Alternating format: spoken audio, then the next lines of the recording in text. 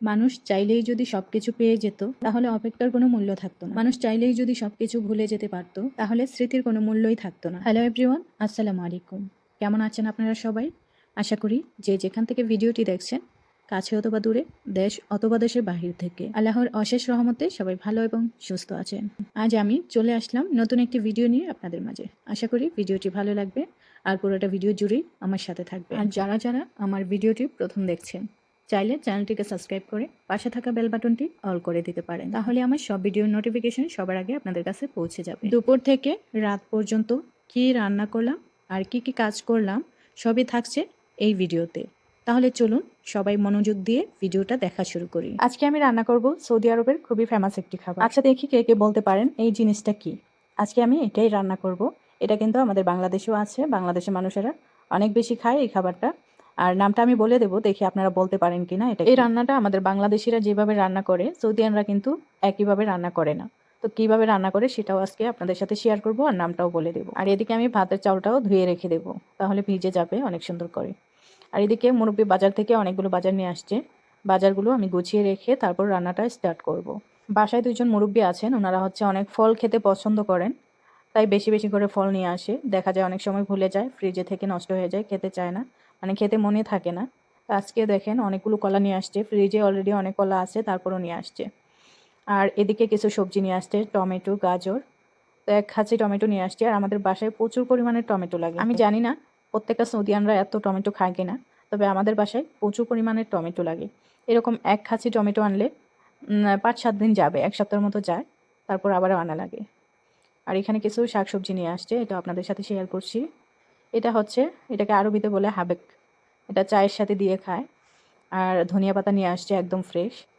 ধনিয়া পাতাগুলো খুবই ভালো লাগছিল। যতই ফ্রেশ হোক, আমাদের বাংলাদেশের যে ধনিয়া পাতা অনেক সুন্দর স্মেল থাকে একদম, মানে যে কোনো তরকারিতে দিলে খুব সুন্দর একটা ফ্লেভার আসে। এদেশের ধনিয়া পাতা কিন্তু আমাদের বাংলাদেশের মতো না। আর এটা হচ্ছে দেখতে অনেকটাই আমাদের বাংলাদেশের পালং শাকের মতো, যদিও এটা পালং শাক না, এটা হচ্ছে জারজির।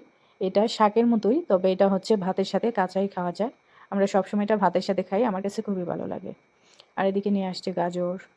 গাজরও অনেক পরিমাণে লাগে আমাদের বাসায়, আজকে কমই নিয়ে আসছে, সবসময় কার্টন করে নিয়ে আসে, তবে আজকে শুধু প্যাকেট নিয়ে আসছে।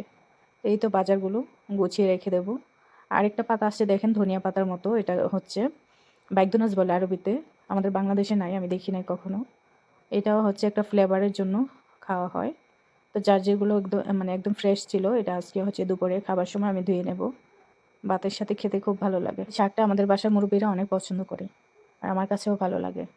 তারপর আমি চলে যাব দুপুরের রান্নায়। শাকগুলো গুছিয়ে সব কিছু ফ্রিজে রেখে দিয়েছি। আর আমি যে রান্নাটা করব আপনাদেরকে বলছিলাম, তার জন্য আমার লাগবে চিকেন স্টক। তার জন্য আমি প্রথমেই চিকেনটাকে সেদ্ধ করে নিয়েছি, কারণ চিকেনের স্টকটা আমার লাগবে। এখন চিকেনগুলো আমি উঠিয়ে নিচ্ছি। চিকেনটাতে আমি কোনো কিছু দিই নাই, মানে নর্মালি হচ্ছে পেঁয়াজ, রসুন, কাঁচামরিচ, গোলমরিচ, মানে আস্ত আস্ত মশলা দিয়ে চিকেনটা সিদ্ধ করে নিয়েছি, কারণ আমার পানিটা লাগবে, চিকেন সিদ্ধ করার যে পানিটা এটা লাগবে। আর আমি যে রান্নাটা করব আপনাদেরকে বলছিলাম, এই যে দেখেন আমি রান্নাটা স্টার্ট করে দিলাম। এটা হচ্ছে, আমি জানি না আপনারা বুঝতে পারছেন কিনা, এটা হচ্ছে পাটের শাক।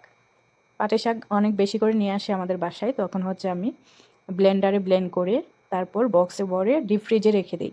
যখন লাগে এক বক্স করে আমি নামিয়ে রান্না করে নিই। তো সৌদিয়ানরা এইভাবেই পাটের শাক রান্না করে। প্রথমেই আমি হচ্ছে চুলায় দিয়ে তারপর একটা ম্যাগি মশলা দিয়েছি, আর চিকেনের যে স্টকটা আছে দিয়ে দিলাম। তো এটা বরফটা গলে যাবে, এদিকে আমি ভাতটা রান্না করে নিচ্ছি। এখানে ভাতটাকে আমি হচ্ছে ঘি দিয়ে ভেজে নিয়েছি চালটা। তারপর যে চিকেনের স্টকটা ছিল আমি কিছুটা দিয়ে দেবো পাটের শাকে, আর কিছুটা দিয়ে দেবো ভাত রান্নায়, তাহলে ভাতের ফ্লেভারটা ভালো আসবে।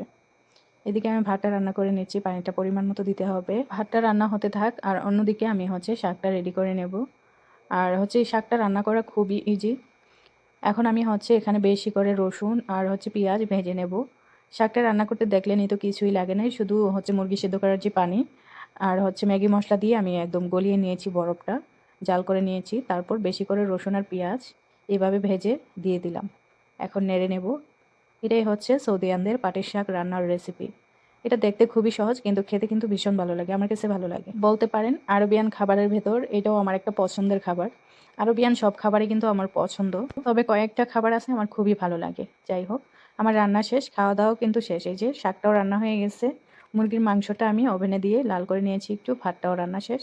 তো দুপুরে খাওয়া দাওয়া শেষ করে এখন হচ্ছে বিকেলবেলা আমি একটু কফি বানিয়ে নিয়েছি, আর এদিকে হচ্ছে খেজুর নিয়ে নিলাম। আর আরবিয়ান কফি কিন্তু খেতে মানে তিতা লাগে, তার জন্য সাথে খেজুর খায় সবাই। তো এখানে আমি 2 রকমের খেজুর, 2 রকমের না 3 রকমের খেজুর দিয়েছিলাম, আরেকটা দেখাতে ভুলে গেছি। তো এই ছিল আজকের ভিডিও। সবাই ভালো থাকবেন, সুস্থ থাকবেন। আল্লাহ হাফেজ।